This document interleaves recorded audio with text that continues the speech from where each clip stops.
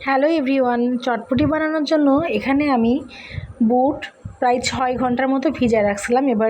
এবারে আলু বুট দিয়ে পরিমাণ মতো পানি দিয়ে হলুদ গুঁড়ো, লাল মরিচের গুঁড়ো আর স্বাদ মতো লবণ দিয়ে সেদ্ধ হওয়ার জন্য ঢেকে দিব।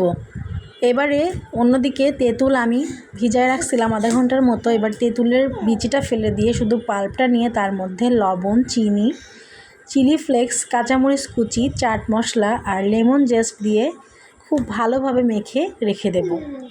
আমার বুট আর আলু সেদ্ধ হয়ে গেছে। এবার আমি চটপটি মশলা দিয়ে নেড়ে চেড়ে নামিয়ে নিব। এবারে পরিবেশনের জন্য আমি একটা পাত্রে নিয়ে নিয়েছি। উপর থেকে শসা কুচি, পেঁয়াজ কুচি, কাঁচামরিচ কুচি, চানাচুর ছড়িয়ে দিচ্ছি। এবারে একটা সেদ্ধ ডিম গ্রেট করে নিব আর যে টকটা মেখে রেখেছিলাম সেটা দিয়ে দিব।